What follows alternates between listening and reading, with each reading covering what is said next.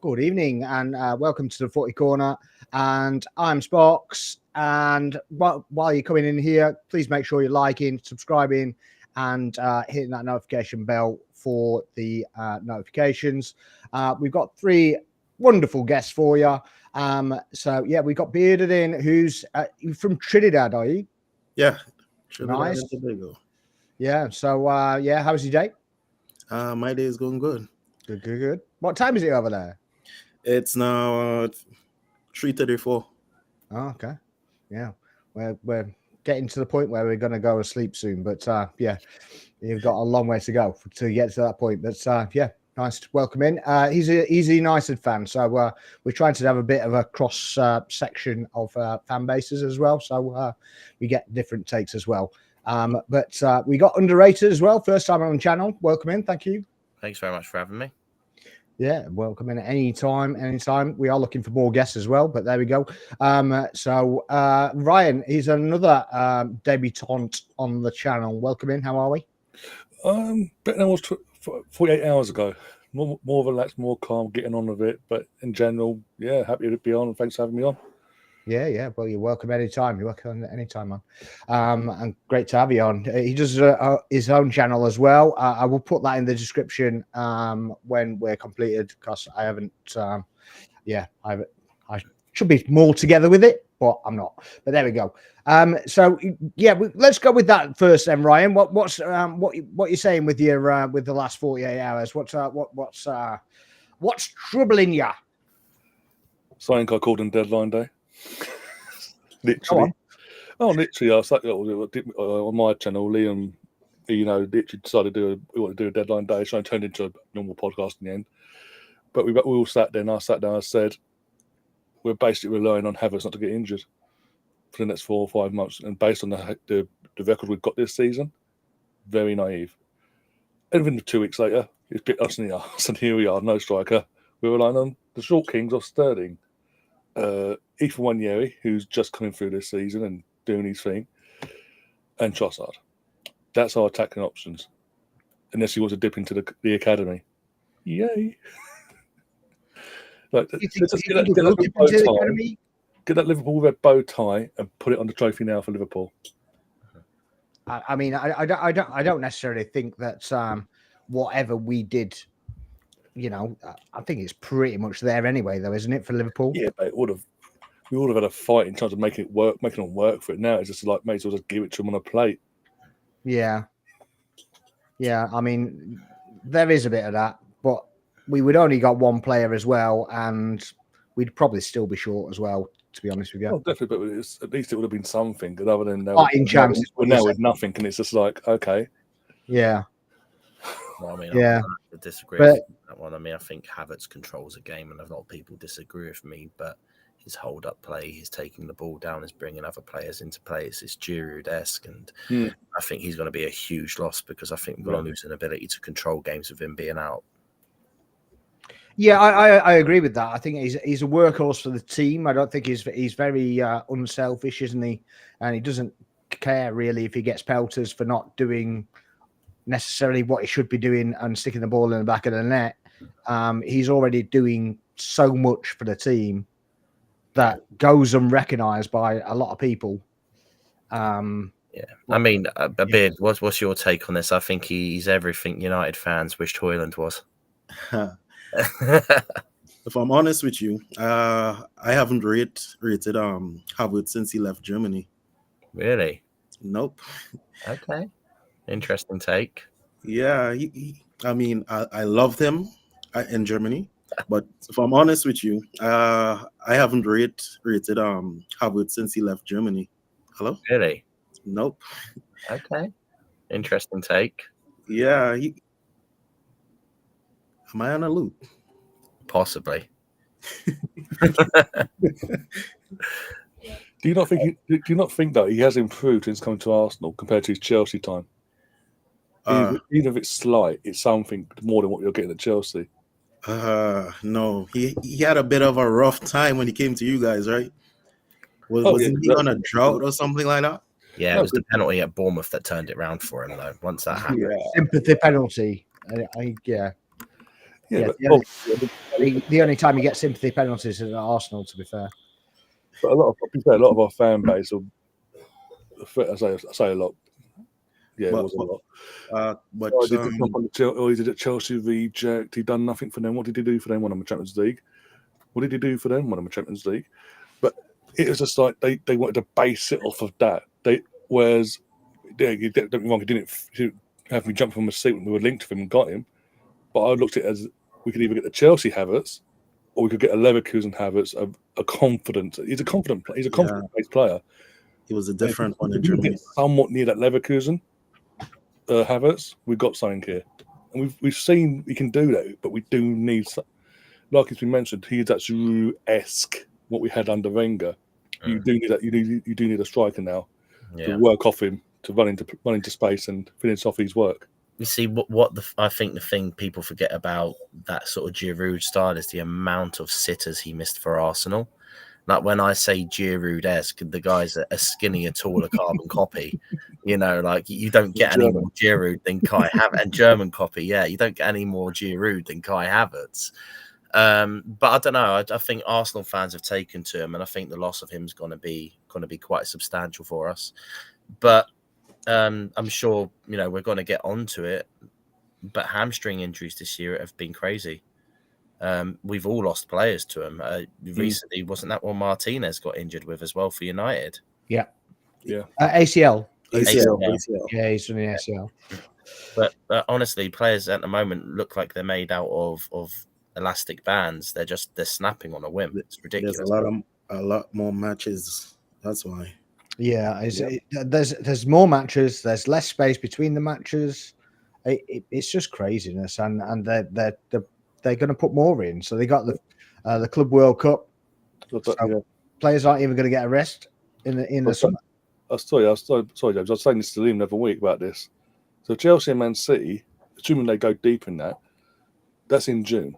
Start of July, pre-season starts. The tournament doesn't end till July. So you got your end of May. You got a couple of weeks off. Then it's the World Club Cup in America, all the way till July. Assuming you go far. Then you got pre-season. Then the season starts. Them clubs, if they both go deep, their players are going to be injuries left, right, and galore next season for them.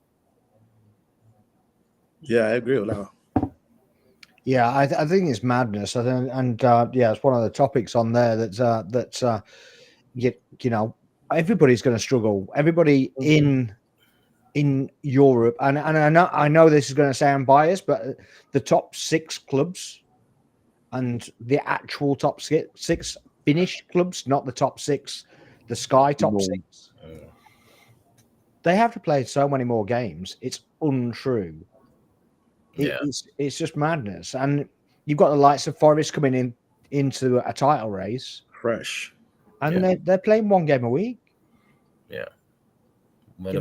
Else is playing 2 games a week. We've been playing 2 games a week since Christmas. Yeah. And I think if we don't win it, though, I want to see Forest win it. I agree with that. I can't see that happening, but it's a difficult one. Yeah. Pray to the football gods. What? Pray to the football gods. Yeah. No anti-Liverpool bias here. I just just from the point of view of a proper football team, and I do consider Liverpool to be a proper football team. Absolutely, they've done everything the right way. But when we get accused of whinging, and what we've seen in the last 24 hours is just absolutely madness. Yeah. Right? And not one pundit, not one ex-player, not one journalist has called that disgraceful, fractious, disgraceful affair or anything like that. Yeah. What it would have been if that was Arsenal. Yeah, they've given it the old. That's what you want to see. Say again. They've given it the old. That's what you want to see. You want to see a bit. Yeah, but if that's us, then then apparently it's not. Yeah, and I'm not trying to whinge. I'm not having a moan up. I think it's just a week after or 2 weeks after the media pylon. Yeah, and then you get it this week and nothing. Well, look at early in the season. We played Man City at Etihad, and the aftermath of that, and you got Carragher and Neville saying we were laughing our heads off, and Gabriel got his head smacked in the back of the head with Harding ball. Yeah. We love that shit house. We love that rivalry. It's an old school thing. Come to return fixture. Look what we've had. We've given it back. No, it's not classy. They should be ashamed of themselves. But what I was going to say is I think all of our teams have kind of like had that. I think there's a post 90s, 2000s, it's like anti-aura surrounding us is how I would eloquate it. And that is that, you know, even United, look at the Bruno decision a little while back with his red card and some of the decisions that have gone against United this season. Okay, it's not been massively prolific, but there's been a few bad ones. Some might argue there's been a few go in their favour, like, you know, Martinez diving in 2-footed and stuff like that. I mean, I'll be balanced in my argument, but, you know, I think there's this anti-aura surrounding both of our clubs at the moment, which is, it's not fashionable for us to get decisions, to get the support, to have our players be sort of like protected and have things happen like that. And there's a lot kind of going against us in that way at the moment. And I think that's been playing out in a lot of the stuff that's happened with the league table and in results that have happened, you know? What I would say is that if Bruno had done what Curtis Jones done last night, the headlines would still be ringing in. Yeah. And that's the thing. It's like the media output isn't necessarily the same for us like it used to be. I remember back in the day when Arsenal went unbeaten and everyone was like, oh, that's amazing. It's the best football team anyone's ever seen. And United's treble winners, and they weren't never off the back of the pages, you know. And if there was a fight between Keane and Patrick Vieira, everyone would be saying, that's what we want to see. That's football. That's rivalry. Yeah. Guarantee you we do that now, you know, like half the squad's getting a 6-game ban for either of our teams. Yeah, I agree with that. Yeah, for sure. I remember back in the day when Arsenal went unbeaten. Yeah, that's me, sorry. You just wanted to repeat that. No, I was trying to do it discreetly, but it didn't work. Anyway. But yeah, I think it just goes to banter, doesn't it? Everybody just wants to banter us, and we're not getting that off our back until we win something, really. Yeah. So I just don't see. I rather Arsenal win it than Liverpool. As much as I banter Arsenal fans, I rather that outcome. Yeah. Again, for me, I don't see that happening. So there are plenty of Liverpool fans out there. There's one in particular that I've been watching like for the last couple of days, and they're literally just they're trying to play the victim and trying to play it down like they haven't won it already or almost won it. Yeah. And I don't know if they're trying to play down the bottling or what they're trying to do, but it's just mad. Yeah. I mean, look, no, I think the problem is this isn't even a rivalry thing. It's just nobody wants to see the league decided at this time of the year. Nobody, you know, people want a bit of competition and to see it actually going somewhere. And at the moment, it feels like a lot's gone against the rivals and a lot's gone in their favour. And obviously, look, the argument will be they feel they were hard done by last night. But you take into consideration the rest of the season. The way it's played out, I think, you know, the title's pretty much done. I'll be very surprised if it changes. I want to see it change, but I'd be very surprised if there was more competition, especially with our injuries. I mean, they had a game in hand, and now they've got an extra point. So, I mean, it's going to be colossal if they actually screw it from here. The next 15 days are going to be key for them. For sure, because they've played the first one of that, haven't they? Yeah. And obviously that was only a draw. But if they win the next 4, then it's done. That's it. Yeah. It's game over. Yeah. They're going to struggle next season, though. Especially if Salah goes, they're going to struggle. Yeah, I mean, I get the argument because of the input he's put in this season, goals and assists. It's like, was it 40 plus already? Yeah. Yeah, that's a lot to lose for free, and you've got to replace that straight away. Well, it's not even losing it, is it? Is he going to have the season that he's had this year? Is he going to have that next year anyway? I mean, yes, but I get that because obviously he's not getting any younger himself. But also, when you hear this, you've heard in the last couple of days, there's talks that, there's put out by the media that Arne Slot doesn't want Diaz next season. He wants to get rid of Nunez as well. He does. There's a lot to replace. A lot of attack. A lot of the attack you've then got is then bring players that fit your style of play that are going to come in. Oh, that's not me. right in there.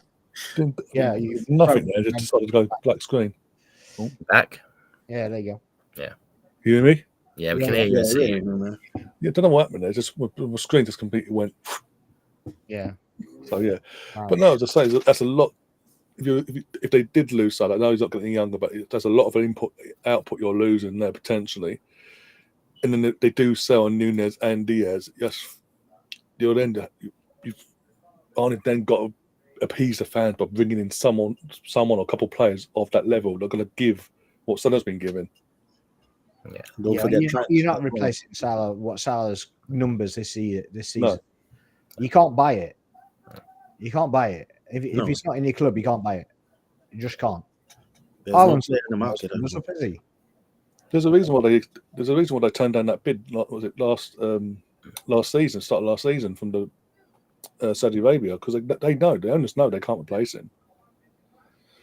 Yeah, they're trying to convince him to stay and extended stay, but obviously it's not looking good for him. I mean, only because they don't want to pay what he wants. Yeah. That's all it is. Yeah, they were playing a law of averages, turning down that bid. That was crazy to turn that down because they might win the league this year. We're all pretty sure they probably will, but they win it this year, but then they get no resale. And they could have been £200 million in the bank and buying a Gyökeres or some of the players that we've maybe been looking at, which we're still not sure we're going to get, but they've risked a real opportunity with their long-term future. And I remember when, they were talking about the Zubimendi deal and him potentially going to Arsenal, some of the freak out from the Liverpool fans was about FSG and not spending and not investing and losing targets. Well, it's hardly going to help their investment at Liverpool if they haven't got 200 million in the bank to spend. So, you might win something now, but the long-term effect for tomorrow is not great for Liverpool, in my opinion. Yeah, I mean, if specifically if they lose the three players for nothing, they're done, aren't they? I mean, we lose players, but they're either bit part players or players that we've either already replaced or are replaceable. But you can't replace Salah. We can't replace Van Dijk, and I expect both of those actually to be re-signed. Didn't he sign yesterday or something like that? I heard a couple of weeks ago that he'd re-signed, and then everything kind of gone quiet.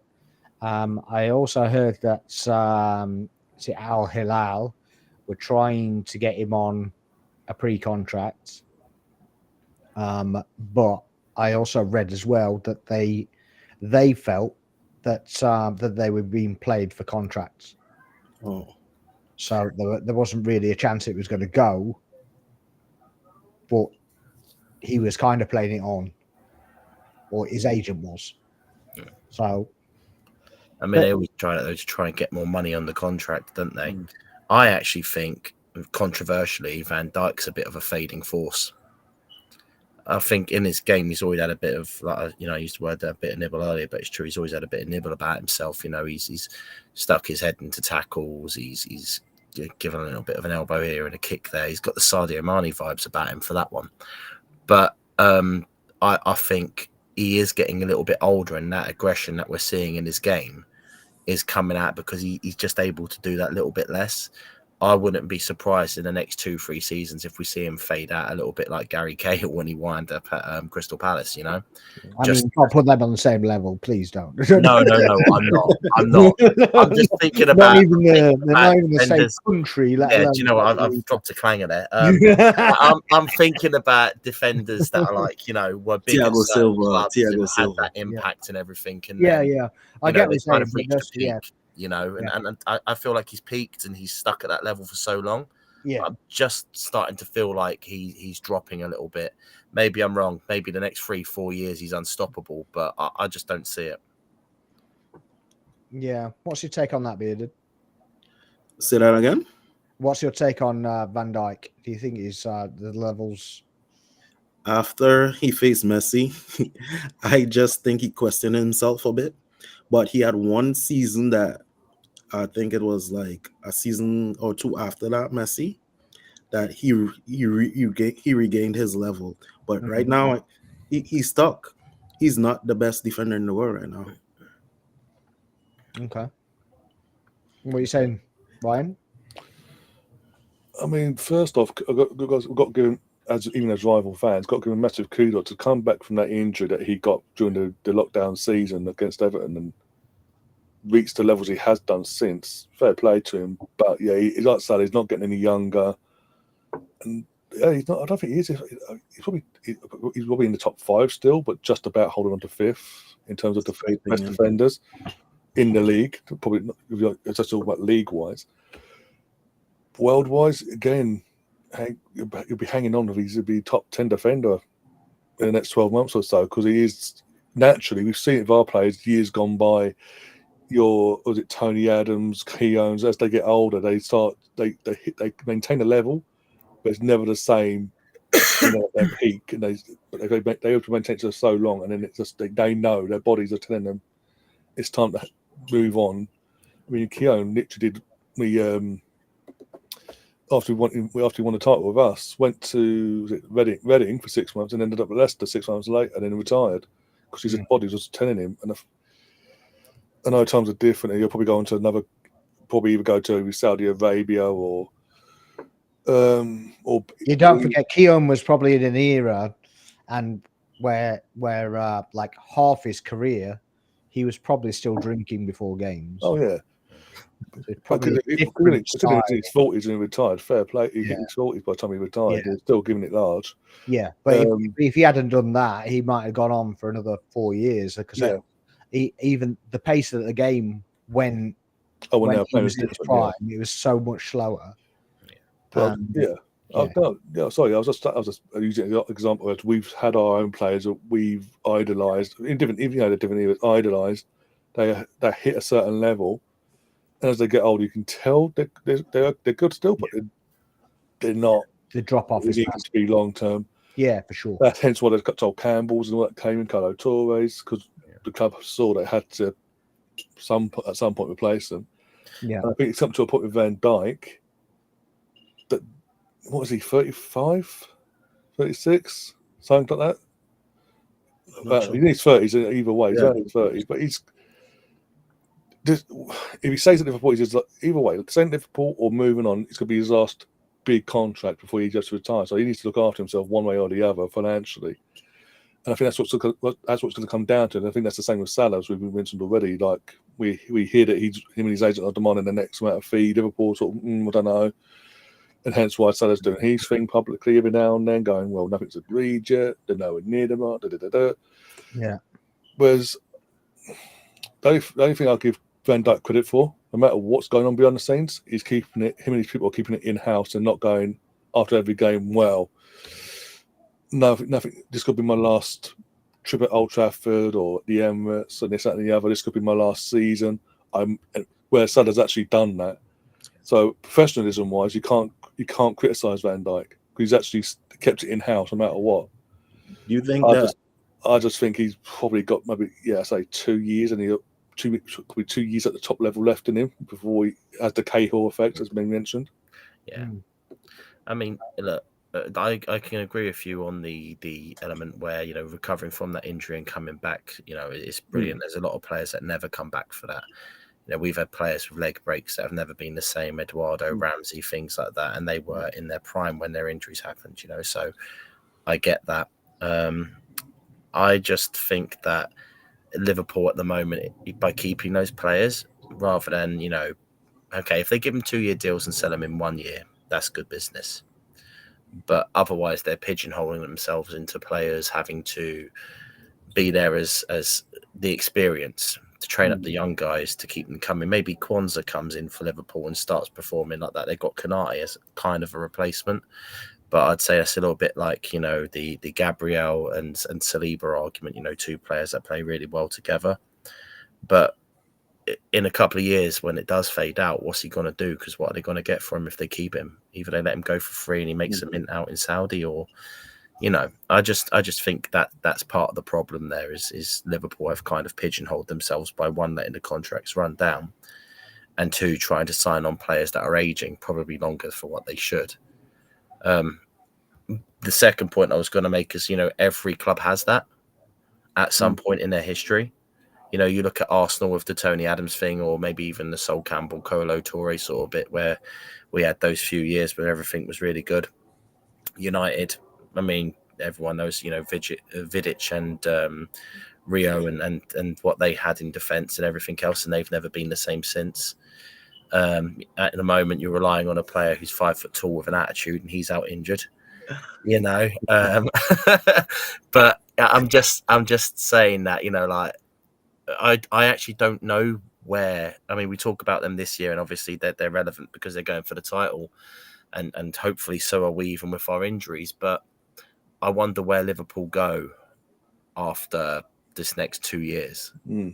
With the age of their players, with the lack of money, where they're planning on going and how they're going to manage things going forward.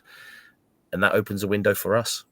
That opens a window for United. If Amorim does his thing and they improve, it opens a window for clubs that are coming up through the leagues. It's going to be a big change in the next 2 years, I think, in the league with that. Where do you see Amorim going? Where do you see Amorim going, Bearded? I mean, if he gets the time and the backing, I think he can be challenging for trophies, but I don't think it would be next year. Has too much of a cancer within that club at the moment for us to say, well, we brought in another manager and we're just going to straight away challenge for titles. It's not going to happen. And our fans need to be as patient, maybe not as patient as Arsenal fans, but we need to hold steady the ship and back the manager. And in January, I didn't see that. I didn't see him because he backed the other manager. Are we talking about? You wasted the money, didn't you? Really, Ten Hag. Ten Hag had another 200 million to spend for some reason or another when they knew they were getting rid of him. And it's just like, well, that's a crazy call, man. Yeah, if you're going to keep him and keep the seat warm for the other guy, just keep the money in the bank. But spend the money. I would say that the last set of players that were brought in have been decent. That's Mazwari. We have the what's his name? Euro. Yanni Euro. Euro, yeah. Yeah, he's still learning trade. Delit. Yeah. 50-50.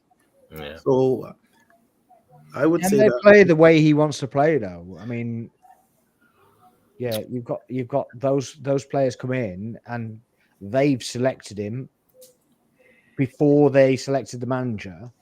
Can they actually play the style that Amorim wants to play? Because I think we still need a left-sided center back.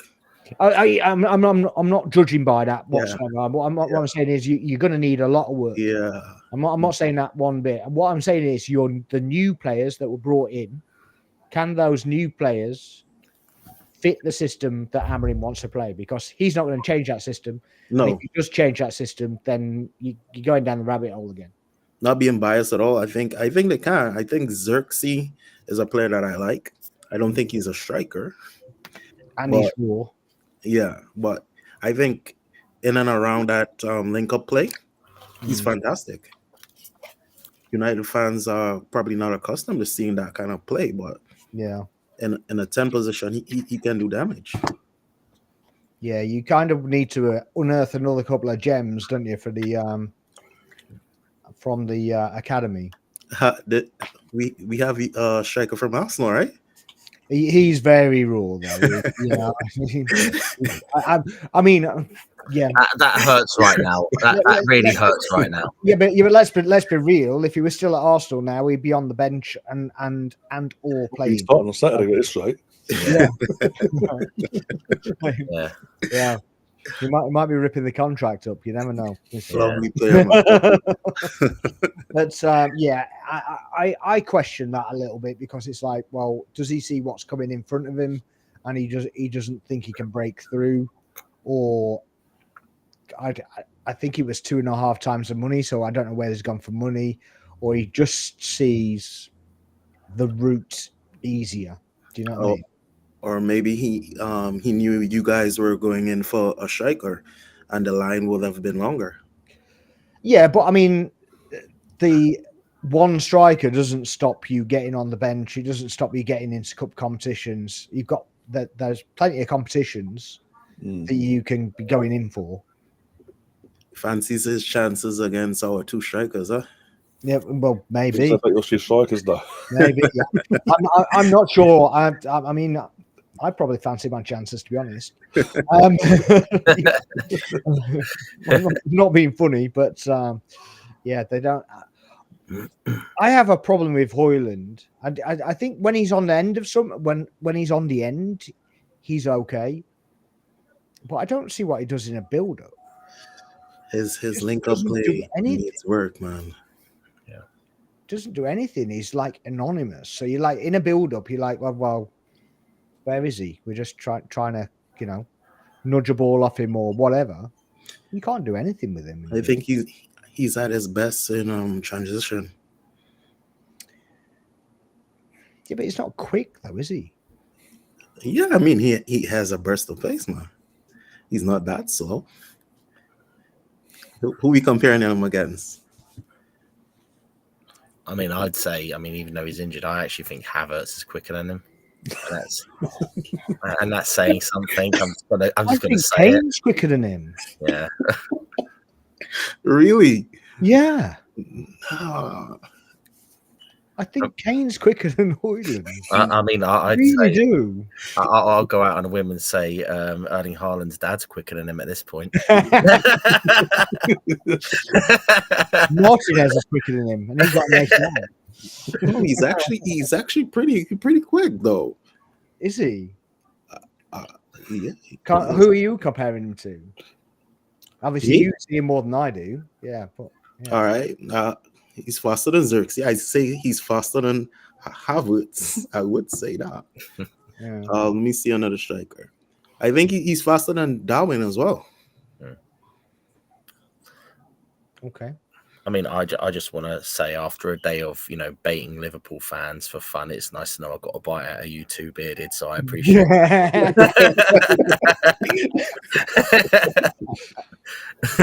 Oh dear. Yeah, man. I mean, has he got a future? Has Højlund got a future at United? If they bring in experienced striker, I think he has a future. He was the experienced striker. At his age, right? They paid the money for him. How many goals did he have for Atalanta? That's crazy. I'm not looking at numbers. I'm asking you. that amount of goals, which is, I don't think it was more than like 15 or 10, to be the experienced striker leading United to sign. That's crazy. Yeah, but it's like 80 million, wasn't he?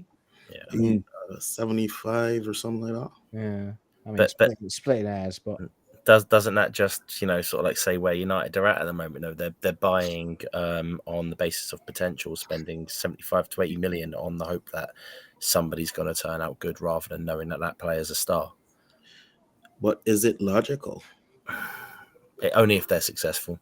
I mean, we look at Madrid's strategy right now. They're buying young. However, but they can afford to. They're a little bit different to an Arsenal or a United or even Liverpool. actually probably more on a par with Liverpool than any of our clubs, really, because they've got a squad of players. They can afford to instill a couple of young talents and just bring it through.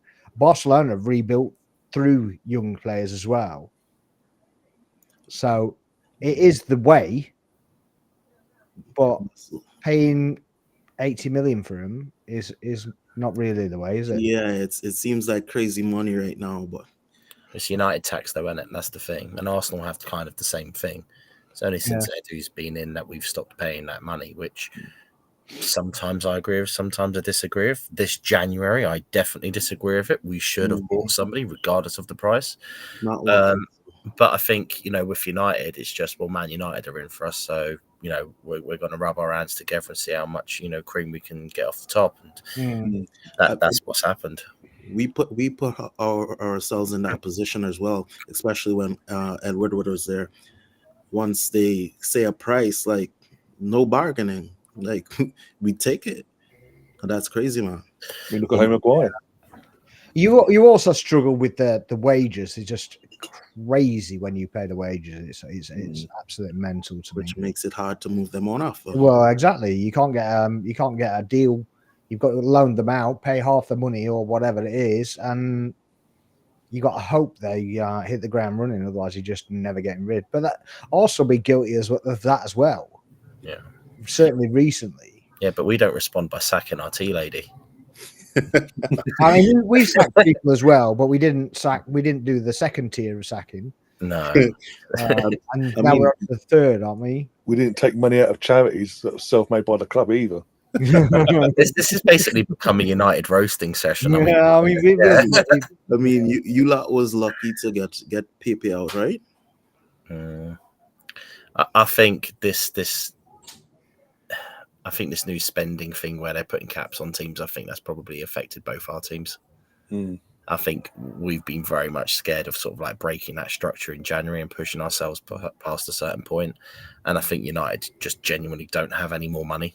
They've got a rich owner that can't spend because the club have overspent, both on wages and on player fees. And I'll go back to the point I said 5 minutes ago, a huge mistake letting Ten Hag spend all that money. Yeah. De Ligt, you may or may not have gotten lucky there. I'll give you that. No way in hell a few years back Martinez was worth the 55 million you paid for him or whatever it is. I think we capped out at about 35 million. You paid more. But it's just silly. I don't understand why the Glazers allowed your club to be run like that. Was it 90 million quid for Anthony as well? Yeah. That was a puzzling one because he was worth like half. Not even half that. Not even half. It was about 30 million. It was kind of agreed. That was a weird one. I think it was 30 million euros as well. It was kind of agreed going through. And then the next thing, he's coming through 86 million or whatever it is. Yeah, that's a crazy one. Craziness. But yeah, then he goes back to Spain and he's on fire. Man of the match. Yeah, that's because he has time on the ball out there, though. Like, he's one of those players. You don't have that in the room on the ball now. Yeah, Spain suits him. Yeah, but yeah, I think you've got to ride it for a couple of years at least.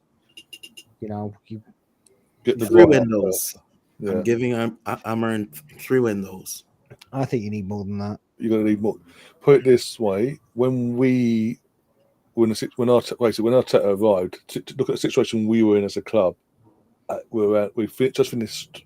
That was the season we finished 8th for the first time, but we finished. It's the first season after Wenger was 5th. We just sacked our manager. We had like 3 or 4 clicks within the dressing room. Now it turned out there's a ledge bullying towards one of them players by another click and this, that, and the other.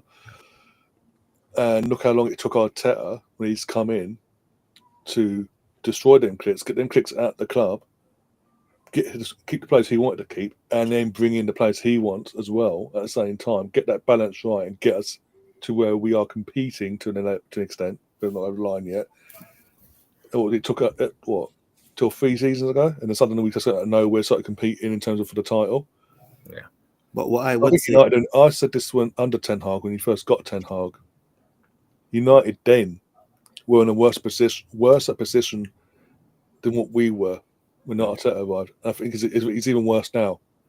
So I think it's 3 windows, as I say, like James says, 3 windows isn't enough. You're going to need to give him 2.5 years, at least 2.5 years. We spoke about the age of, like Salah and Van Dijk and what's going to happen there, but Bruno ain't getting. Yeah, Bruno's going to be out, isn't he? By the time that kind of process is done, you're gonna need a new striker, a new centre back, 2 new central midfielders, a new goalkeeper at the very least. And you've already mentioned, your need for wingers and everything. Don't get me wrong. I think United might have a couple of good cup runs, and they got enough talent in the squad to sort of pinch a result here and there. Look what they did against us in the FA Cup. Yeah, that's the robbery of the century against 12, right? Yeah. I mean, it's not necessarily revenge for the 2005 FA Cup, but we'll take it. We'll let you have that one. I've just got a DVD actually. But I think you look at that. I mean, that's at least a £400-500 million investment when they're already skint at the moment. They've got to get on board with this PSR. There's another year of it, and then they've got to work out what they're doing next compared to what they can spend. Unless they could do a Chelsea and sell a few hotels, I don't know where they're getting the money from. That's actually been closed now. That Newport at the club has been closed now. But also, we were talking about players they've got to bring in. There's players you've got to get rid of that are on high wages. And no other club is going to pay their wages now. Now you've got to convince these players to take the pay cut to piss off, basically. I'll tell you what does make we had it with Ozil and all that. Yeah, I'll tell you what does make me laugh. I watch a lot of the other podcasts with other fans on, and what is completely what one you're on about. Go on, say again. I know exactly what one you're on about as well. I'm not saying you're going to get in trouble. Well, you may do, you may not. I don't know. I don't know if you know where I'm going to go. But when you're talking about wage caps and stuff like that, I find it really bizarre and ironic when Chelsea fans talk about wage caps and wage structures, and we can't buy this player because we've got a wage structure. We can't do this because we've got a wage structure of 8-year contracts. It just makes my head explode. You signed a player for 9 years on $300,000 a week, and you're talking about a wage structure. That is not a wage structure. You signed João Felix in the explosion. Summer. They signed João Felix in the summer. The 7-year contract. 6 months later, they're selling them to AC Milan. Yeah. Well, there's one that they signed to a 9-year contract. He's currently banned. I know. He can't even play. I think they made a good thing that they did for themselves, though. They got themselves out of a bit of bother with the Saudi deals that they've got. I think the Mudryk deal was part funded by money that they received from a loan from the Saudis, and in return, Koulibaly and a load of other players went out there. It doesn't strike me as. I don't think they got out of it though, because they did it with Felix. They've done a PSR switch. This is my theory. They've done a PSR switch with Felix and go on. Who's the other guy? The only Chelsea player that was left. The midfielder. Oh, Conor Gallagher. Yeah. Yeah. So they're still doing it. Yeah, because they're very vocal at some, weren't they? Saying this is separate deals, nothing to do. But it happens if this one goes that way. Yeah, it's completely separate, guys. Yeah, nothing to see here. Just walking away whistling. I mean, it's working, right? Yeah, well, for now. It works for how long though? Because obviously, you've got that for 9 years. So every time you sign somebody on to do that, you've got a chunk on the year. You've got a chunk on the year and chunk on the year. And when you get to the end, and you actually need somebody, and you go, crap, there's no room for it. Yeah. I don't know if I saw it on a podcast or somebody put it on a post on X, but one of the Chelsea fans was arguing, what can Maresca do? His hands are tied behind his back. Oh, yeah, I saw that. And I was like, I saw that. I was like, I wanted to go into the screen and give him a good shake. You got a £1.5 billion squad that all below the age of 25, and his hands are tied behind his back. Did you see my tweet earlier on? No. So somebody said I was talking to a United fan. And he was on about he runs like the community group, and I was talking to him, and he said something about Chelsea, and I said they didn't buy a team, they bought a catalogue. It's literally flick through, pick one. Didn't they have like 40-something players at one point? Yeah, you can just imagine him going like that, and then a little pocket came out of the book, and going, "Yeah, that one, please." I tell you what they opened up Football Manager and looked at who was on potential. Do you know what I mean? That's what they've done, and they've got. I put another one out. You know when they cancelled Football Manager 25? Yeah. I was like, oh, what are they going to do now? It's a good job they didn't open up like Football Manager 98 or something, where they'd have walked out of Recoba from retirement. Do you know what I mean? I did have to laugh that there's somebody having a meltdown because Abramovich has been descaled on the regulation. He's like, yeah, well, it's probably time barred. You know, it's got to the end of his timing period, and they've reduced the sanctions. It's pretty simple, really. Doesn't mean he was never guilty of anything. No, Chelsea fans think he's innocent now. He was wrongly sold down the river by the government. He's never sold his club. Bring him back. Yeah. Mate, it's factually. He bought the oil field, sold them back to the government. No involvement in that situation. I'm not going to mention the situation, but he had no involvement in that. But even though it's factually out there that he was. Yeah, it's absolutely out there. Yeah. I mean, guys, let's not get ourselves in a legal problem here. I'm just going. That's what I'm saying. Not mentioning names, not mentioning things. Yeah, it is what it is. Yeah. I don't have any physical evidence, but let's be real here. Let's be real. It's dodge, but that's the thing. I think Chelsea fans have. I honestly think it's just a competition between which group of fans have the least or the biggest lack of self-awareness between Chelsea and Liverpool fans. There's no self-awareness at all with either group of fans, and that's not me trying to sort of like bait or anything like that.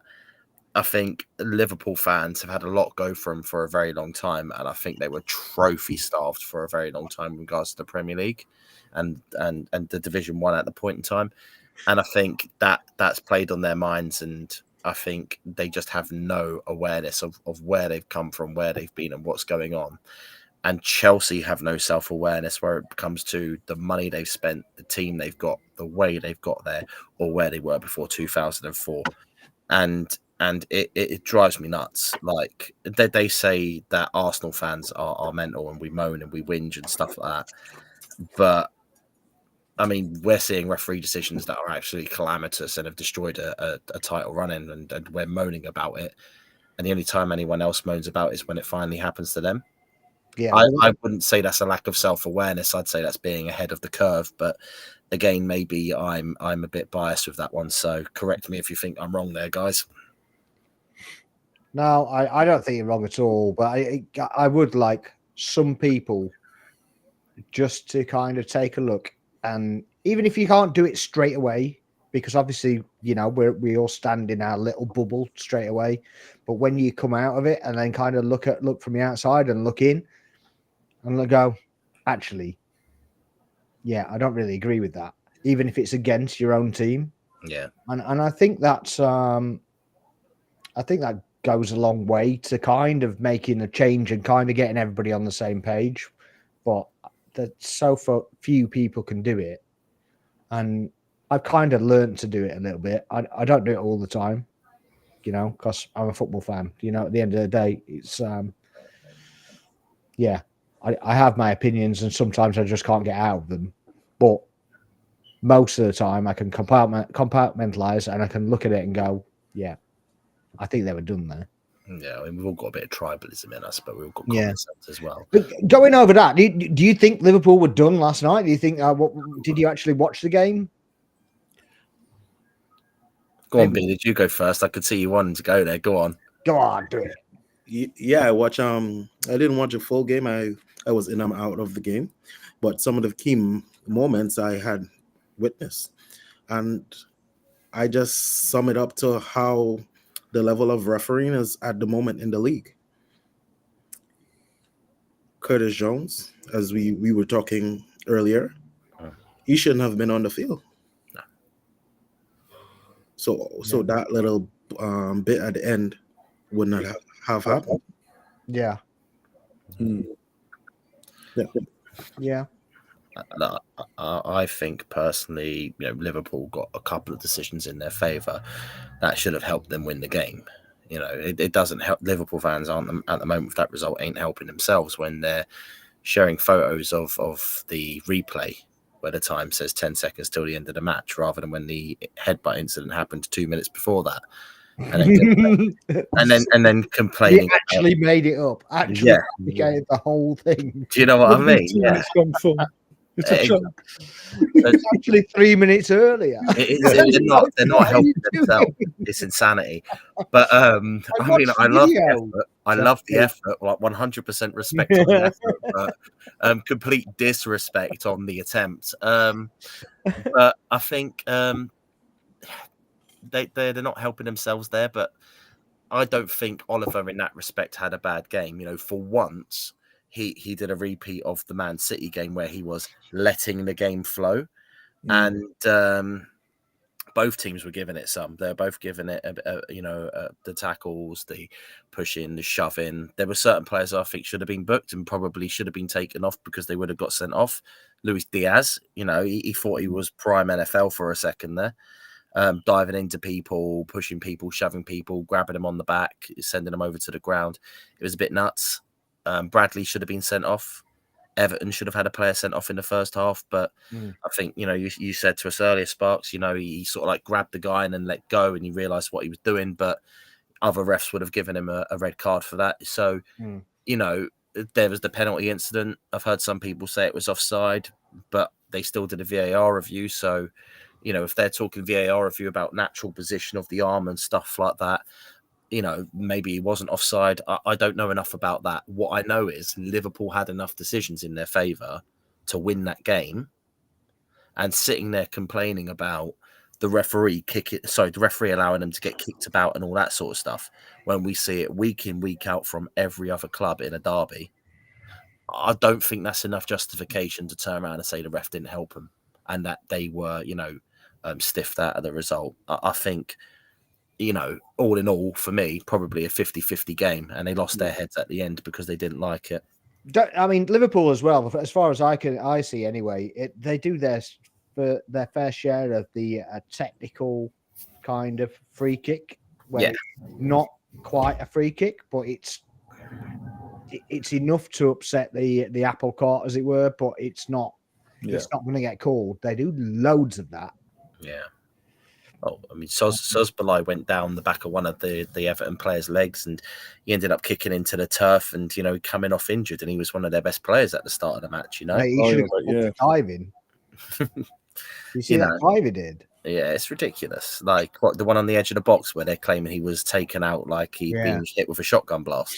Yeah, I've seen that. Yeah, it's silly. Like, have some common sense about the game. You've gone away, you've had a game in hand on Arsenal, and you've pulled an extra point out of it. So okay, you've not got 9 points, you've got 7 points. Yep. Sure. So you've got to have some common sense around it, and I think they've been allowed to sort of sit there and get so much in their favour that when something goes against them, all of a sudden it's a calamity and the whole world's against them. Yeah, I definitely don't see that there was enough in that to say that he was against them. I don't think he had a great performance. No, but I don't think he had a great performance for either side. And I think every reasonable free kick that they got, apart from the one they scored from, was in a kind of a null area, which really didn't matter to anything. But I think Liverpool were poor. Wasn't that his typical performance? Probably, yeah, about that. But about right there. Yeah, I mean, not far off. Yeah, Yeah. To be fair though, like Michael Oliver, I'm surprised at the end of the match he didn't find a way to send off Trossard. I mean, he's got to go to Canada. Or Bruno. Still going through the back. It's crazy. Well, it's even that as well. The whole sending off what's that? Arne Slot, like giving the red card. Like, you got Liverpool fans going on a certain football channel tonight, on the chat going, he got sent off because he shook a hand. Like you can see again. Use your eyes. Open up. As shaking hand, he says quite a few things clearly offensive towards the referee. We know what the referees are like. Be it no matter what's been said, they can take things that they do. And Oliver being known for being a bit card friendly when it comes to the old you're having a go at me. You don't give him you don't as a manager, even if he's a first six, you do not give a referee the ammunition to go, oh really? Bye. Yeah. Especially with that ending of a match. Yeah. Especially when you've got half your team battling in front of your away fans on the side of the pitch. I know I've dropped a few one-liners, but come on, that handshake, I mean, that was Tuchel Conte levels of assault. Yeah. I mean, he was not letting go of that guy's hand unless he said what he wanted to say. I'm not surprised he got I actually posted that earlier. Yeah, it's crazy, man. His head and face was redder than your shirt when that happened. I'm telling you, Bearded. He was off on one, the geezer. Yeah. I mean, I don't know if you saw on the touchline what he was actually doing, but every time there was like a decision, he kind of do a little pat of the ground and spin round in a circle. And it's like, reset. What are you doing? I thought he had some dance mat that he's working. It's crazy. But when the goal went in, did he go to grab the foot official? Yeah, and also when the free kick, that first free kick, he basically went up to him, he put his arm round him, and he kind of pulled him into him like this. He's like, what are you doing? I thought Klopp was mental, but okay. Yeah, it's the first time he's been in a cauldron as well, and it's the first time he's basically lost the plot. I said this for weeks, even before it got rearranged for a bit of wind back in December, whenever it was. A bit of wind. I mean, compared to obviously a week later, there's like we had buckets of snow at Anfield. It was like that's going ahead. Yeah. So a bit of wind. Basically, I said it's Everton, Goodison Park, last season at Goodison, last Merseyside derby. The fans are going to be up for it. Players, especially under Moyes now, this time round, because he knows this derby. He knows what it means for the fans and all the players he's had before. He's going to have these players up for it, and they did, and that gave. And I don't think because of how well things have been going for Arnie this year for majority of his games, he didn't respect the derby for what it is. Yeah. And he beat them on the backside. Yeah, he saw it as an away ground that we could win that, didn't he? The disrespect he showed for the weekend as well. To rest 10 of the 11 starting players and then go, and have a hissy fit over being knocked out, and then put them 10 players back in the squad and then go, do what you normally do, and thinking it'll just happen. And then I think, well, he learned his lesson because he's got to play him again in a few weeks' time as well at Anfield. So that's going to be an interesting one. So do you think that this could be the start of a downturn, or do you think it's just a blip and they're going to get? As I say, I think the next 4 games are key. If they can get 9 to 10 points, then I would say it's done. If they get 7 points at the next 4, then maybe a wobble you could look at, maybe depending on what we do as well. That's the whole thing. We can only do our bit. Yeah. But from their point of view, if we're not perfect, then it makes no difference anyway. But which I don't expect us to be perfect anyway. By the way, I think also got played because I've got Villa, Newcastle, United. This is us league and Tottenham. Then you got Newcastle in the final as well. You got Champions League coming back. We don't know who they're going to get in that. Aston Villa. No, in terms of Champions League, we don't know who they. Yeah, but I thought you were on about the next 4 or 5. The weekend. This weekend they've got Aston Villa. I think they've got Newcastle in the league as well, plus the cup final. You got United. You got Tottenham. Dark games there. Then you got Champions League to add into all that as well at some point. Probably the back end of that. We're talking It's about probably the best Liverpool, time if it is to happen. It's probably the best time to happen for it to happen for us for the Well, neutral. it's the only time, isn't it? Really, if they're not, Because if they don't drop them now, then they're not going to drop them. yeah, But exactly. I don't see them dropping Momentum- enough for it. If they come out of this with like 8 points or more, it was just a momentum push for us to the season. No matter what we do at Anfield against them, come May. If they get a draw, and is it Wolves they play next? Yeah. Yeah, they play Wolves next. Yeah. So when they if they fail to beat Wolves, because if they fail to beat them, because I still think a draw is a bad result. Yeah. But if they fail to beat them, could that be the start of something? And I'm not trying to talk you into it. I'm literally just trying to. They draw against Wolves, considering where Wolves are, where they are, and obviously where Liverpool are. It's relevant where they are. They just. I think mentally after what happened last night, I think that would mentally take them not out the game, but take a bit of the wind out the sail, and maybe that might then start a ball rolling effect of it could start a ball, couldn't it? But obviously it's clutching at straws. It's doing whatever. We've got to do that now. That's the situation we found ourselves in. Arsenal can't win it, really, can they? Arsenal can't win it. Liverpool can lose it. Yeah, Arsenal in their can't. hands, basically. It's like it was 2 years ago.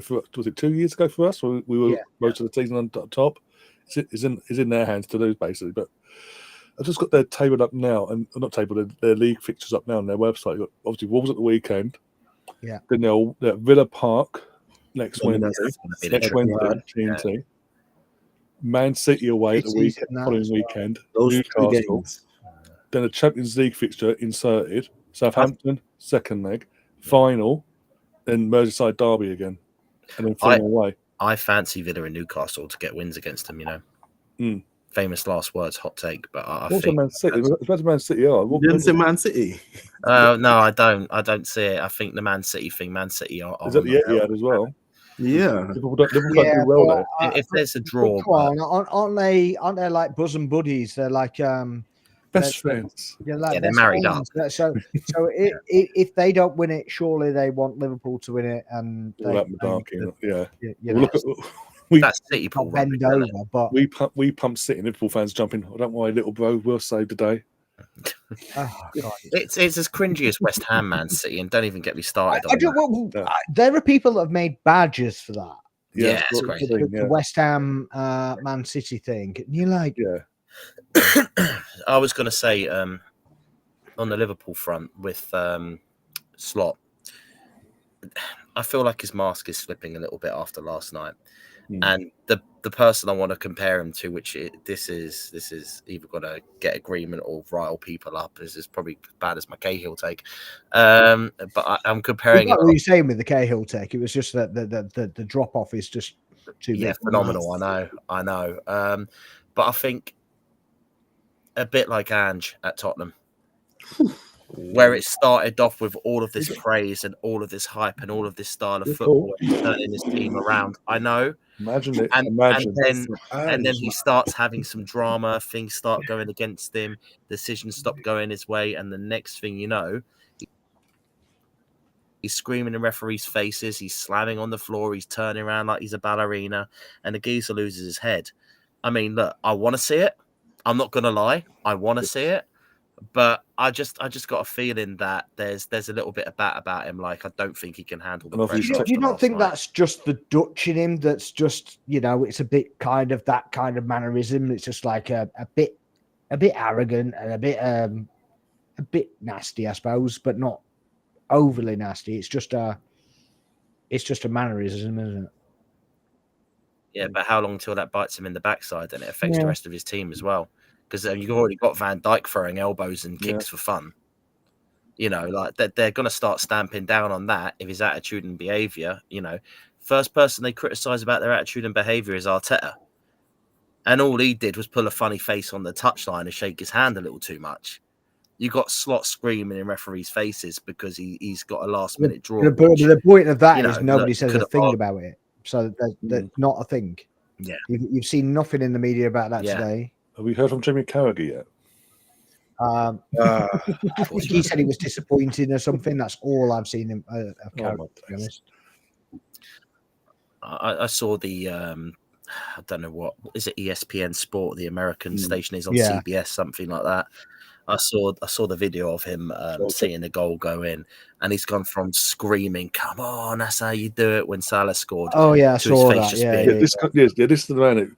I'm an Everton lad, boy and man, and all that. Even though I played for Liverpool, Merseyside Derby comes on. Come on, Liverpool! Everton's good. Oh well. Yeah, it's crazy. It's crazy. Absolute moron. I can't stand the guy. For many reasons. Again, not going to get anyone in trouble, but many reasons can't stand the guy. Do you know what, Ryan? People are going to be saying the same about me after this. Don't worry. It probably took him longer with Liverpool because Liverpool, obviously, Dan's it's quicker because it's Tottenham. So a lot. So that could be interesting. As I say, especially with our discussion earlier about how do they, if they were to lose 2 or all 3 of the players that are coming to the end of their contracts from the summer, we could see that come full swing next season. Yeah. I don't think they would be where they are right now without Salah. Got 40 fucking goals and assists. Fucking Mo Salah, your captain's gone, your vice captain's gone. The thing is, as well, with the players that they're talking about losing, as in Diaz and Nunez, we keep forgetting Trent. Well, Trent's going to be. Yeah, I think he'll go. I think he'll go for free. Yeah. I think he's already gone. I think that's agreed. There's a reason he's not getting played. Mm. So he's either not getting played because he's trying to force him to sign a contract, and that's what's holding up the announcement on all the contracts. They want to announce them all together. Just you know, like we used to do that, didn't we? Where there was 5 English players. Oh, the Kieran Gibbs in there, and Kieran Gibbs, Gibbs, Wilshere, Ramsey, Jenkinson, and who was the other one? There's the 5th. Chamberlain. Oxlade. The British core, as it was called. And they did a big presentation outside the stadium on the artwork for the year. That went well. That was mad. That was mad. We thought that was good at the time. we really fell off. That was terrible. Yeah, people wonder why managers had to come in and tear everything up. At least United have some players where you could kind of, you could bring back on a sort of. Yeah. We didn't really have anybody. I'm going to say 2 words. I'm going to say 2 words. First one's Andre. Second one's Santos. You know him. I think he was probably our worst signing ever. I liked him for your worse than Stefanos. Yeah, I bet you did. That was a joke. That was a joke. Actual playing. I mean, actual playing. Signing. I think that was our worst signing. I love Fabianski as well. Flapianski. The thing is, though, with Flapianski, right? The thing is with that, right? We all thought that Ramsdale was the next big thing, and he was just the replacement to Flapianski. Yeah, you look back at it now. Yeah. If you look back at it, if you actually deep it, because look at this season as well. Every corner that came in. Well, look at this season, Southampton. Was it a few weeks ago? The corner came in. Was it corner or free kick came in? He's on the line trying to push it out. Yeah. He pushed it straight back to the striker. It happened at Villa, didn't it? It happened at Villa when Luis Diaz scored against us from the corner kick. He was nowhere near it, and there was a player just stood in front of him. But when we got Raya and we had Ramsdale, none of us realised that at the time. Because that was that emotional thing, wasn't it? With Ramsdale, we had the doldrums of.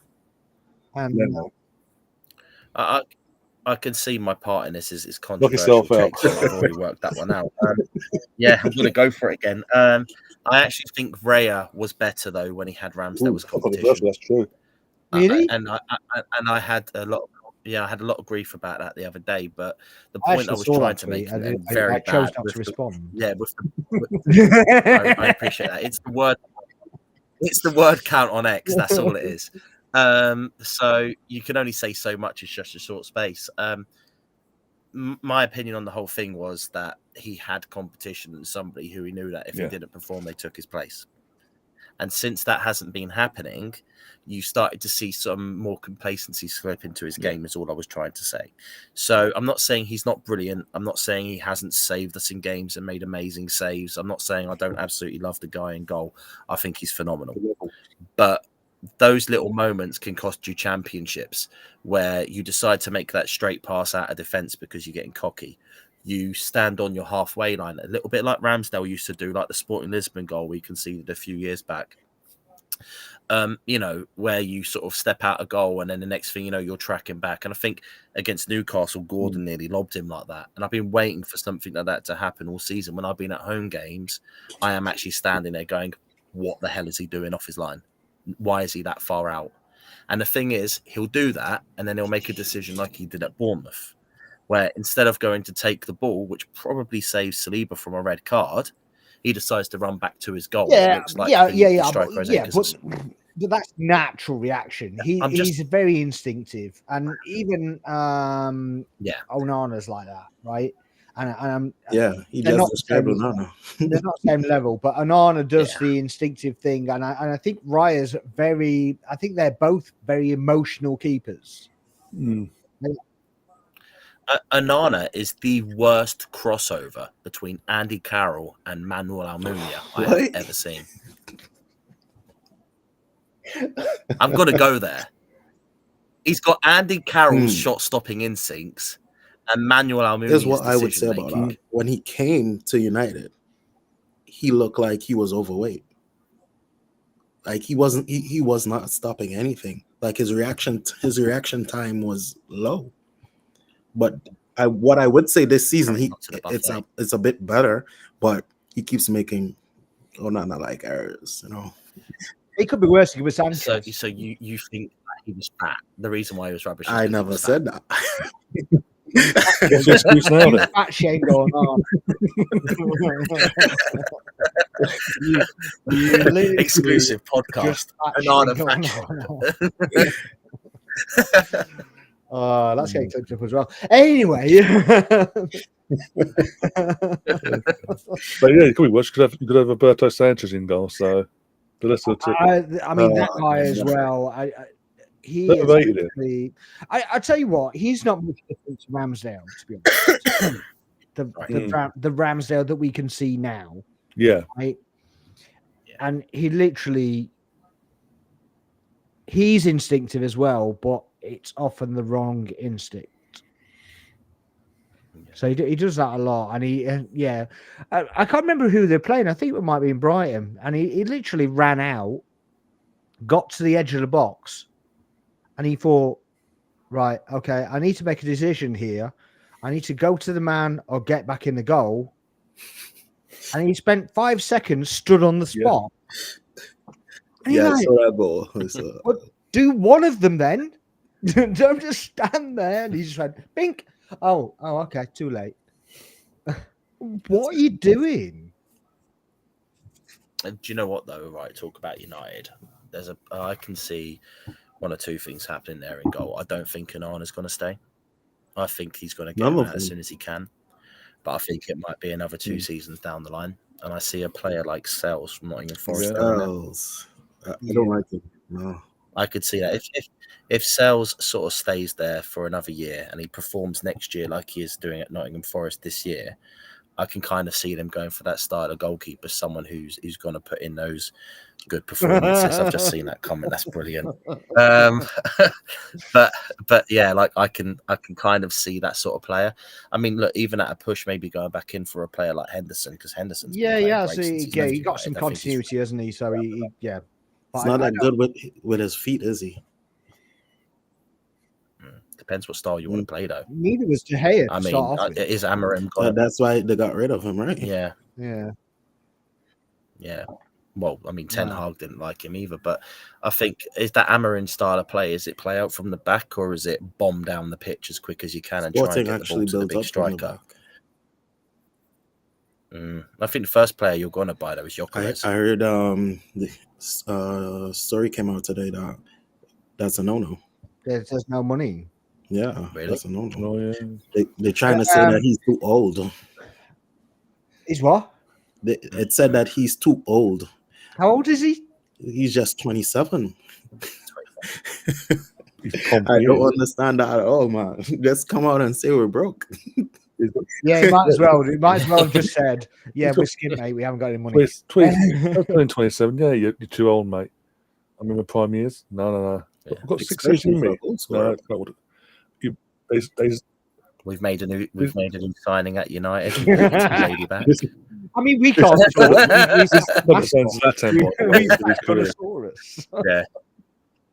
Yeah, did we sack the Yeah, dog? the- I haven't the- seen him for a Well, while. I think obviously with Dog's time. how people perceive the dog in terms of bigger online accounts. Probably thinking not the best time to bring out the dog and do any promo with the dog because I know we adopt the dog. You can't have a dog gave when the you're not girl a actually picking up home, trophies. gave her a name. I just thought of a really bad joke, but I can't even share it. No, don't. Yeah, don't. Please don't. Cancelled before you even start. Yeah. Oh dear me, Jesus. So where do we think the rest of the season is for Arsenal then? Third. Or, no, honestly, I think it's title or So third. who's finishing second then? Think Not we you hold know. on to... Yeah. No, I can see maybe Man City making a late charge at the end of the year and pulling it back a little bit. Or I can see Nottingham Forest sort of like just creeping up and picking us to that position. I don't necessarily like saying it, but I think the thing is we're either going to work out a way of playing with our injuries and everything else and actually give Liverpool a run for their money and push for it, which is great. Or the drop off with no front line and the pressure and the injuries and everything is going to get too much. It's going to knock us back. And look, I've just seen a comment third with UCL. We probably do have a team that's better placed for Europe. That ball control, that being able to, sort of like hold teams back and defend well and then nick a goal here or there. It's how we got to the UCL final when we did in 2006. We didn't concede a single game until the semi-final against Villarreal, I don't think. So I can kind of see us with that style of football maybe going and doing something like a semi-final or a final in the UCL and catching a lot of teams off guard. But I don't think that style of play suits the Premier League when you've got no front line. And that's why I think if we work out a way around it and we push for it, or we wind up slipping back a little bit. And I don't think it's going to be colossal, but I've got to be realistic. And who knows, we haven't had an opportunity to discuss him and saying that, he's young, he's 15, 16 years old, but they might try and seek special permission to play him. Yeah. I mean, the guy's 6'4", 6 foot tall already. Sorry, not 6'4", 6 foot tall already, and he's running rings around players in the first team in Dubai. He's and quite well built as well, actually, for a young guy. So, I don't see if that happens why we then don't have another option up front. But I just think Trossard and Sterling as our only two attacking options, and I love Trossard. I think he's brilliant, but I just think he needs somebody to feed off and give him a break with his legs occasionally. How long until he's injured for 3-4 weeks, and then we're back to square one? We need Saka back as soon as possible, I think. The thing is that obviously we're at the point that we're one game a week at least, so they're getting a bit of recovery time in. So hopefully White comes back, gives a bit of an option, a bit of a break for Timber, a bit of an option to put Timber on the left and maybe maybe do a bit more build up from a back, because we missed White a lot in terms of the actual build up. Yeah, I think Tierney as a left winger is almost a must at this stage as well. I don't want to be seeing that, to be honest, but he's still around. Yeah, he goes to the end of the season. Goes back to Celtic on a free come summer, Yeah. It's all been agreed. But isn't it feeling like you guys are going back to the Wenger era, where it's just...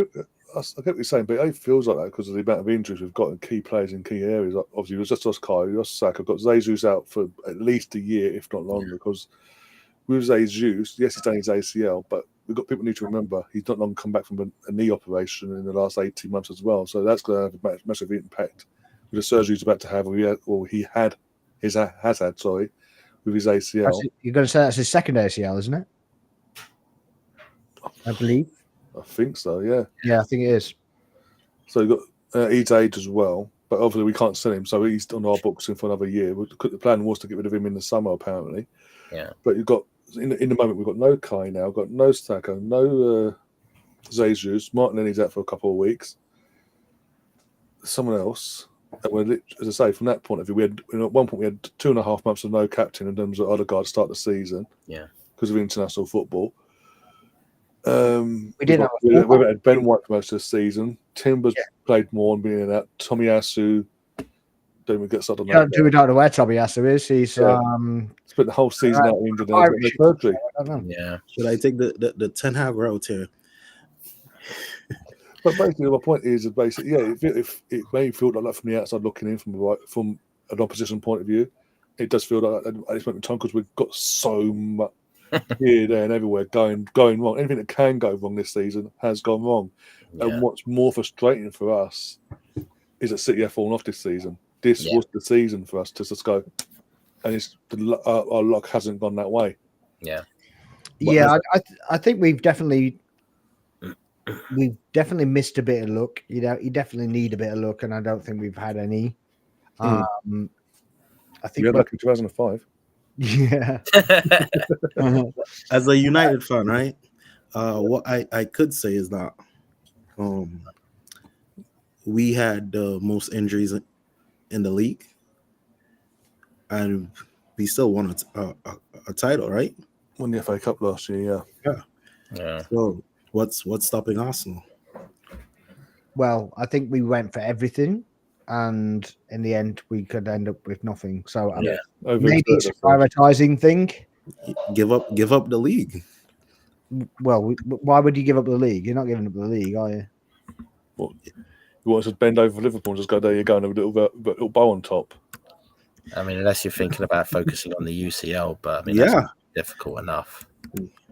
The thing is, even if you get to that point, you still might not get the players back in time for those games anyway. But are you going to catch Liverpool? Well, we have to be there just in case they do slip, right? And I still don't think that we're winning every game. No. Yeah, and I don't even think with a fully fit squad we're probably not winning every game. I think after these 3 games, which is us, the Villa game, City game, and Newcastle game, Arteta has a choice to make. What he's going to prioritize if Liverpool drop points in those games. I think that ship sailed, doesn't it? Because he doesn't have a choice. There is no choice. The attacking lineup is the attacking lineup. That's it. I think the crucial game for us as Arsenal fans, I'm sorry, Bearded, I know you're a United fan, but the crucial game for us is probably going to be Chelsea.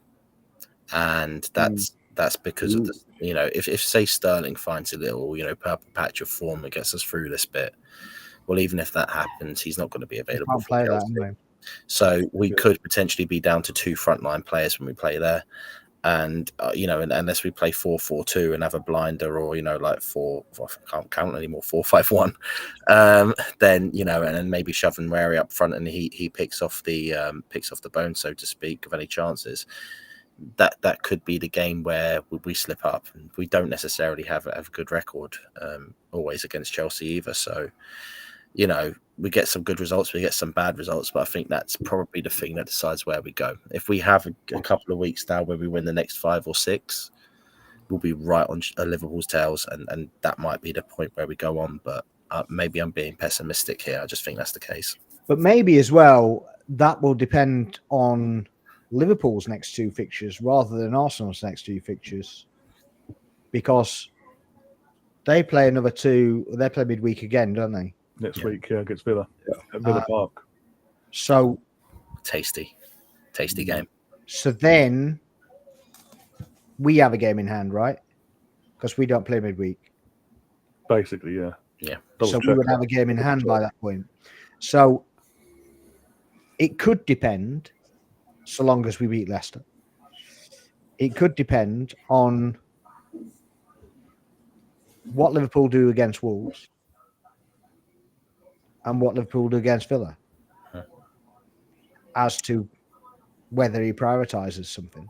Yeah, we would. As of next Wednesday, they would have played a game more than us, so you would have a game in hand over them for some reason.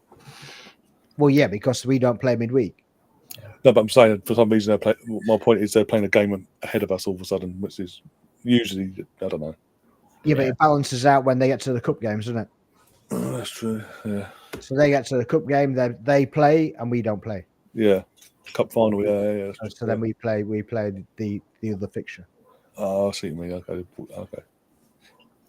I think with that sort of thing, you're right. You know, it's going to depend on what happens at Villa, what happens at Wolves. But I think Liverpool dropping any points at the moment is instantly going to pile more pressure on them. I kind of want to see a scenario actually with all of the cup games and everything where we had it when we lost the title to City the first time round, where we were playing every Sunday and they were playing every Saturday, and no matter what happens, the pressure was hyped on our players every single week. Yeah, I mean, if that happened to us, or we were playing every Saturday and Liverpool were playing every Sunday, we have an opportunity to put pressure on. But it's all if fans and buts until they slip up, right? Yeah, pretty much. Pretty much. Rashford is going to do you guys a favor. Fingers crossed. Watkins is an Arsenal fan. You reckon he's going to beat Liverpool? He's going to score against Liverpool? Motivation. He's a United lad still. Yeah, he is. And he's got a point to prove as well. To Ruben. Yeah, I mean, yeah. That said, he's not necessarily going to start the game. Oh, no, he won't start. He'll come on, but I think he'll have an impact because again, that bit between your teeth. I think Watkins starts. If we're assuming Watkins is available. I mean, I didn't reckon that much to his cameo against was it Tottenham that he played? Tottenham in the cup, yeah, Tottenham in the cup. He was okay. He did a run at players, but he didn't beat a man really. He's Rashford at the moment. But I mean, the Rashford that we know, when he's running in that situation, takes it on his right foot and pokes it in the top corner. Yeah, because he does that against us all the time. He's a purple patch merchant, though, isn't he? He plays well. But he doesn't have to do anything for the whole game, and then he literally just goes and does that. Every time. Every time he plays us, he does that. I think he plays better when he's in a relationship. I see that comment on the side that Nana is on the phone. He didn't like what you said.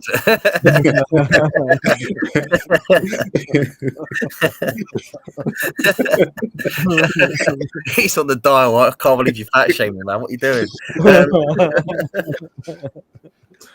Oh dear, fat shaming on Anna. That's the spin-off, isn't it? There's a Sunday segment after every fuck up. Only Sunday. Sunday night, next Sunday night segment. You guarantee United out the way by then.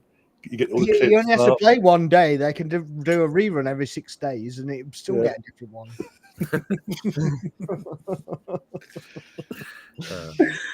Oh God! Right? Okay. Well, I think we kind of exhausted our conversation from that point of view. So yeah, appreciate everybody coming on. Appreciate everybody watching. If you are still here, please make sure to like, subscribe to the channel, and hit that bell notification. You'll see when we go live next. We're going to be doing Tuesdays and Thursdays going forwards when there's more fixtures. So next week we were doing Tuesday and Thursday. But yeah, we're going to sign off now. Ryan, thank you very much for joining us. Thanks for having me on. I really enjoyed it. Yeah, welcome.